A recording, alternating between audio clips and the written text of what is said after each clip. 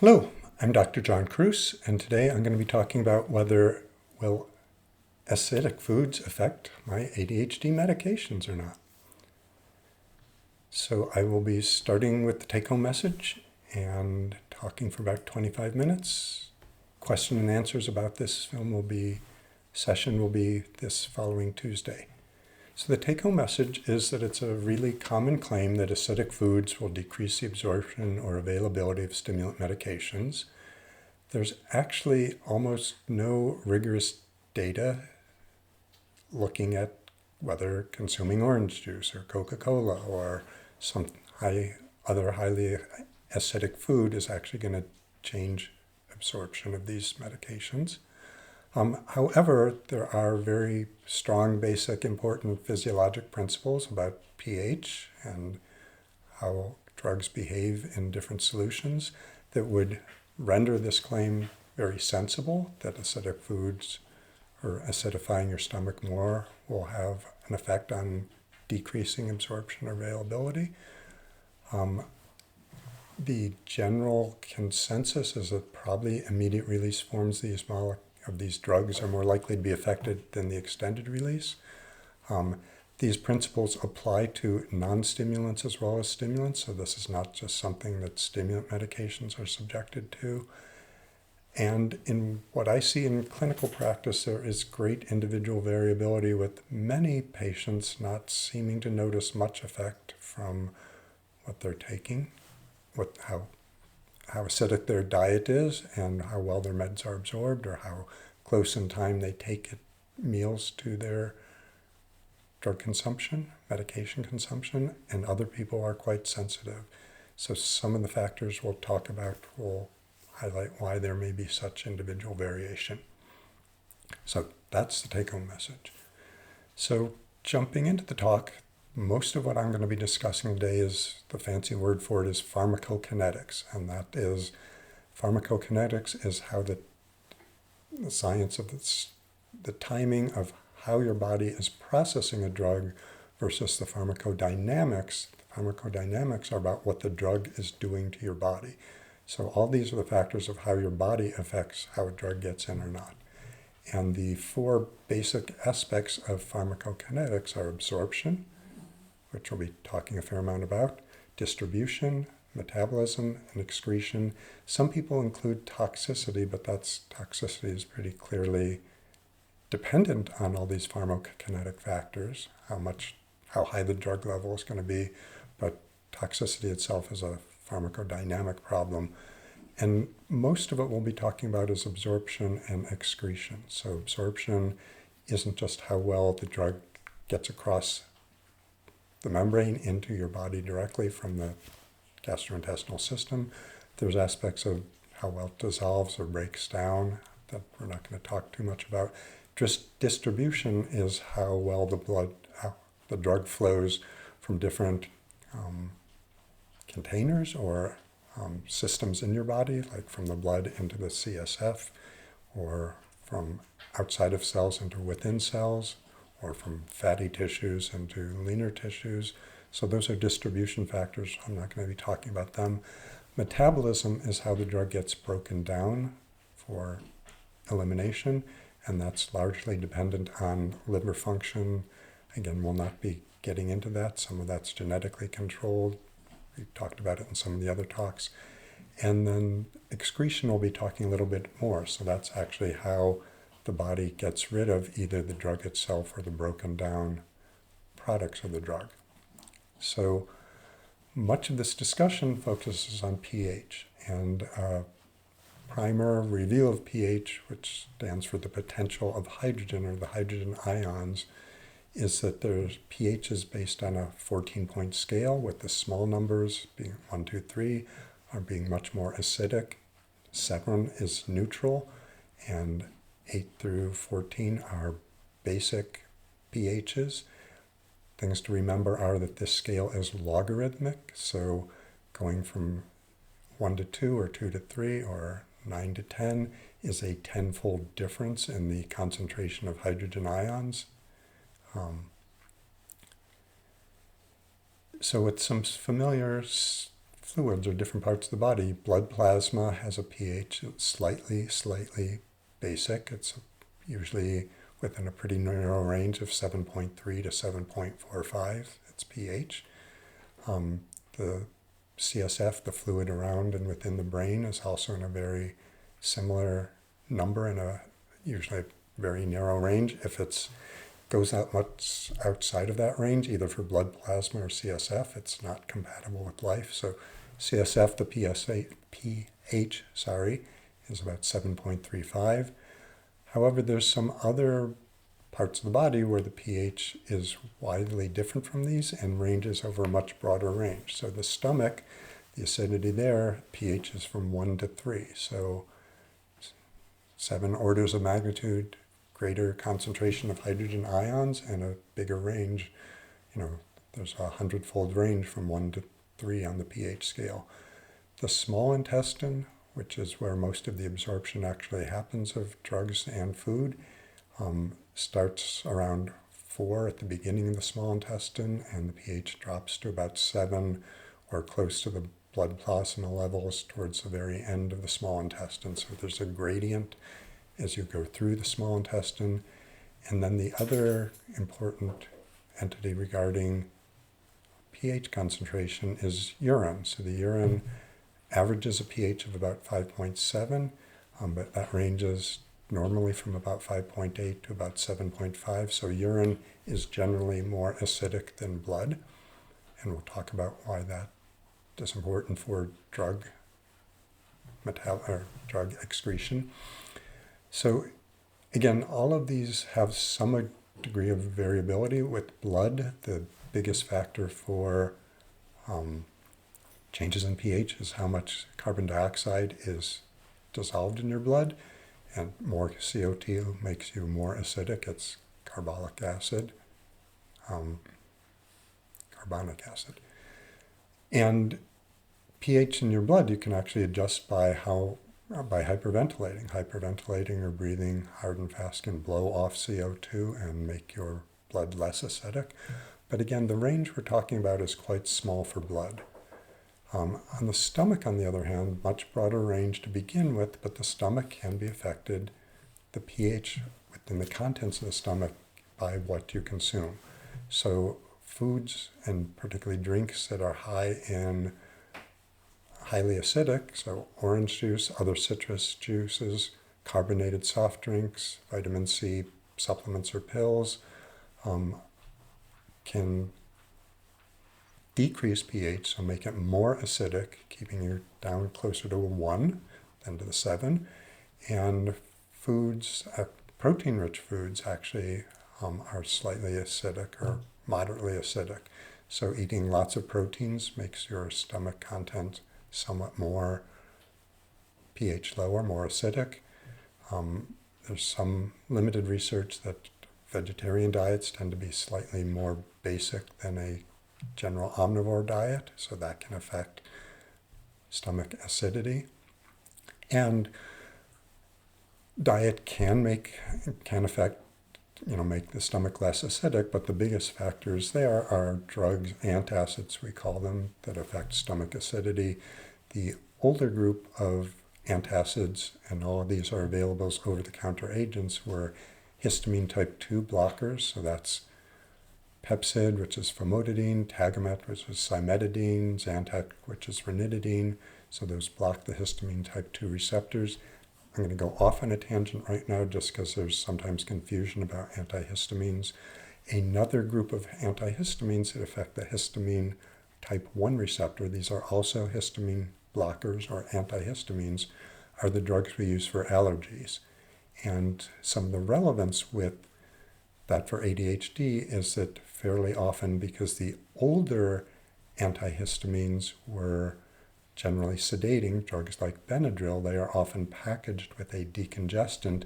The decongestants are mild stimulants and can both have direct benefits for ADHD, so stimulants like ephedrine, pseudoephedrine, or they can interact with stimulant and non-stimulant medications used for ADHD. So those are the old antihistamine blockers. Within the histamine type 1 blockers, to get even more specific, There were different forms of histamine. One are present in peripheral system and part in the brain. The oldest drugs like diphenhydramine, Benadryl affect histamine 1 receptors both places. The more modern selective histamine 1 antihistamines like cetirizine and loratadine, which are Zyrtec and Claritin respectively, were designed again to affect histamine 1 receptors in the periphery and not in the brain, so they tend to be less sedating than Benadryl. And to further go on this histamine and antihistamine tangent, there's actually a third histamine receptor, histamine 3, that's primarily in the brain, not in the brain and the periphery. And the histamine 3 receptor is a autoreceptor, so it's a self-regulating on the histamine systems within the brain. So blocking the histamine 3 receptor actually blocks the sedating effects of histamine. Sorry, did I get that right? Histamine 3 receptor blockers are promoting alertness, and there is one histamine 3 blocker, pitolisant or Wakix, which is actually used for narcolepsy, and there have been some preliminary studies looking at this histamine 3 blocker for ADHD. So enough the distraction for histamine. Jumping back to other antacids, the antacids that are used more widely today, and all three of these are over the counter, are what are called proton pump inhibitors. They're more effective and they tend to be longer lasting than the antihistamine 2 blockers. So these are omeprazole, Prilosec, esomeprazole, Nexium, lansoprazole, which is Prevacid, and there are a few others out there. They decrease stomach acidity by as much as 97%, and they tend to last a whole day at a time rather than repeated daily dosing with most of the histamine 2 blockers. Now, again, either food or antacids can have a profound effect on stomach pH, but part of why this is maybe not as important as that might seem is that the stomach is actually not terribly important for the absorption of most drugs. The stomach's a fairly small surface area. I mean, yes, it's a convoluted villi on the surface, but it's way smaller than the very lengthy small intestine, which is designed just for absorption of food. The stomach's mostly there for using acid to break things down and physically crunching, smushing, swirling things around. So again, the fact that most absorption's occurring in the small intestine makes some of this focus on what's happening with stomach acidity of debatable importance. So again, even if your stomach is significantly more acidic or less acidic than usual, that's going to biggest effect on the early front end of the small intestine. As it's diluted, as other intestinal juices get secreted, it's having less and less effect as it's going the many, many meters through your small intestine. So the other area where acidity is important is in the urine, and factors, again, urine and stomach are showing a much broader general range in pH than blood or CSF are, and factors that make the urine more acidic are many of the things that make the stomach. So foods that are protein-rich, beans, nuts, fish, meat, and cheeses also increase urine acidity, decrease the pH number. There are certain foods like cranberries, prunes, not diet, but carbonated sodas also make the urine more acidic, and certain bodily states, so kidney disease, dehydration, starvation, all make the urine more acidic. So far we've been talking about pH, which is essentially the hydrogen ion concentration of a liquid in your body.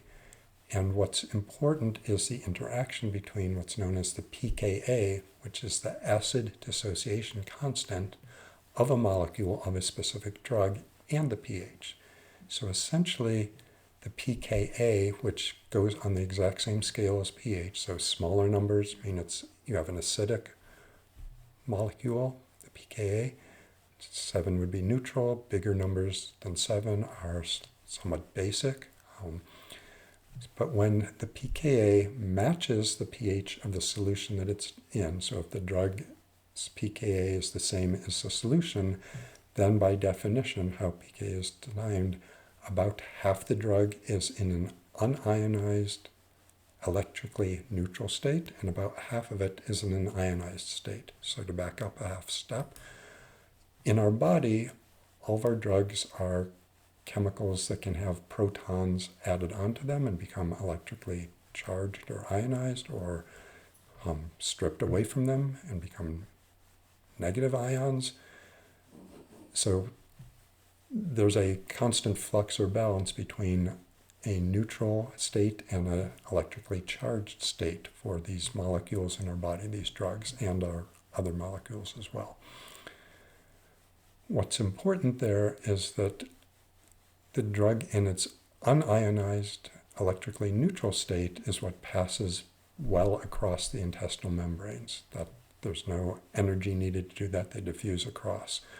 When the drug is in an ionized state, it doesn't mean that it can't at all cross into cells in the body and be absorbed, but you actually need to devote energy to pumping them across. And the other factors there are that drugs that are bound to a protein also don't cross the cell membranes or get absorbed readily. And there are other aspects of what's known as lipophilicity. So lipophilicity is how well a drug dissolves in a fatty membrane, which is what our cell membranes are. Whether it's electronically charged in an ionized form is one factor controlling lipophilicity, but it's not the only one. So the pKa's of amphetamine around 9.9, of methylphenidate are 9.5. These are considered mildly moderate bases, so they are not acidic, they are slightly basic. Mild, so they are not anywhere near 13, 14. So drugs that are at one extreme with the pKa very small or very big are considered strong acids or strong bases, which means that most of the time in solution they'll be highly ionized. Drugs that are closer to that 7 neutral point are more likely most of the time, or a greater proportion of them is going to be in an unionized electrically neutral state. So again, these are mild bases. But with a mildly or moderately basic drug, it's going to be best absorbed across membranes when it's in an unionized state, close to its pKa. So if you're making your stomach more acidic, if you've taken lots of orange juice, you will get less absorption because you have more of the drug in that highly acidic stomach is in a protonated state. So the protons from the acid in the stomach are actually jumping onto the drug and changing the drug from a neutral, non-ionized state to a electrically charged positive state. And that means it's harder for that drug to pass across the lipophilic membrane and get from the inside of the stomach into the cells in the body where it's absorbed in the bloodstream. The other thing at the other end, so that's talking about the absorption end, so less is getting into your body. There also may be more delays in getting in, but less is going to be absorbed. On the other hand, if you're doing something that acidifies the stomach, it's also likely acidifying the urine. Again, not always completely one-to-one linkage. But when your urine is too acidic or more acidic, that means that you have, again, more ionized, more protonated molecules of your drug. And because here the movement of drugs from blood to urine is basically how well they're dissolving in water, and water ionized things move more quickly than in non-ionized. So having more ionized, more protonated medication means that it will be more rapidly excreted. So two, again, different effects. Less gets in, more gets out more quickly if your body, stomach, and urine are more acidic. Now again, some of this is mitigated by the fact that very little absorption for most drugs is happening in the stomach. More of it's happening along the length of the intestine. So this may be why for some people they seem to be highly sensitive and others are completely impervious to some of these effects that we would expect. And if we look at what's the actual data looking at how affecting the pH of these things affects these specific drugs or drugs in general. So we do have, there's a fair number, there's more than 100 published studies looking at the pH of your urine and seeing how that affects tox screens and whether more methylphenidate or amphetamine or methamphetamine versus amphetamine, how they're excreted. And the data support what we've just said, that highly, if your urine's more acidic, you're peeing it out more quickly. I haven't found any studies that directly looked at giving people more acidic food or seeing, if you take your Adderall with a glass of orange juice, are you going to absorb less of it than you do if you take it with a glass of milk or a glass of water? No direct comparisons that I'm aware of. There are a few studies looking at giving people proton pump inhibitors like omeprazole, which again decreases acid, increases the pH number, and moves therefore the pH closer to the pK of the drug, and that does seem to increase absorption of some drugs. And there's a little bit of data on high fatty meals and how that affects absorption. So again, although that's not pH, I'm going to talk about it because some of that gets lumped in with the pH discussion. So that the few fatty meal studies that have been shown, and the one that gets cited most often was comparing Adderall XR to Concerta, eating them with a meal versus eating them on an empty stomach more than an hour separation. And it did suggest that the fatty meal substantially delayed the absorption of Adderall XR by several hours. Concerta was affected less than an hour, slowed down. And many of the conclusions that I've seen from that claim that shows that methylphenidate, Ritalin-like products should be less affected than amphetamine products by whether you take them with food or not.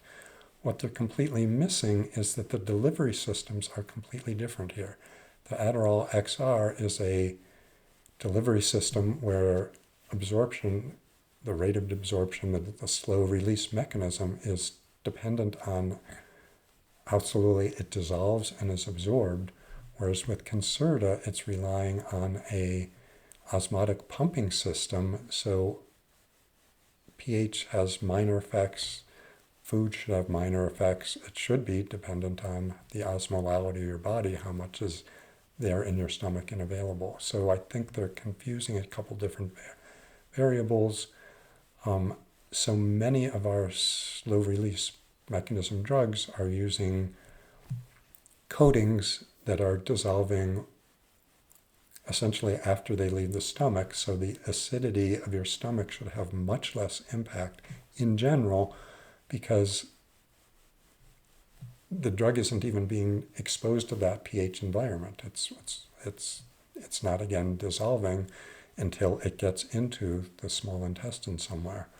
There are some exceptions. So Mydayis, some of the layers and it has 3 separate layers, some of the layers affecting how it is absorbed are actually designed to be pH dependent. So Mydayis is one drug that conceivably would have more, whether you're taking it with a highly acidic meal or liquids, should be more affected than some of our other slow release mechanisms.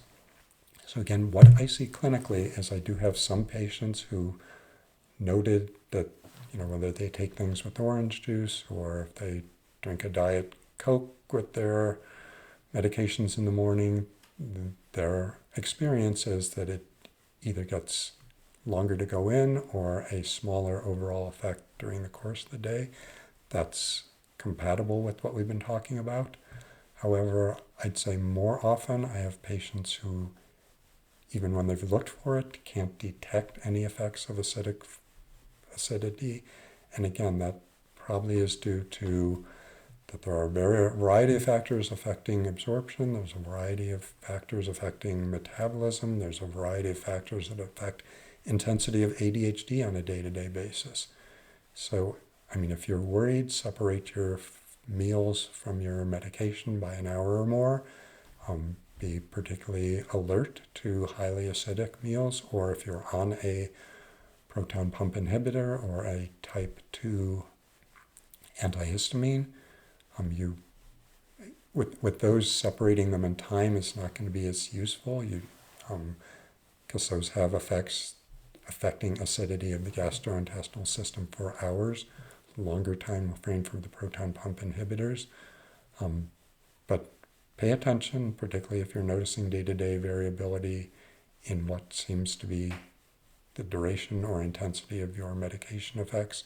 Again, all of these factors can certainly affect non-stimulants as well as stimulants. This is nothing special about stimulants, but clinically,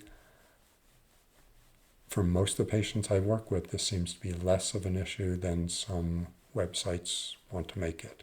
So that's all I have to say for today. Stay healthy, stay happy. I'll be answering questions and answers about this in a few days. That's all.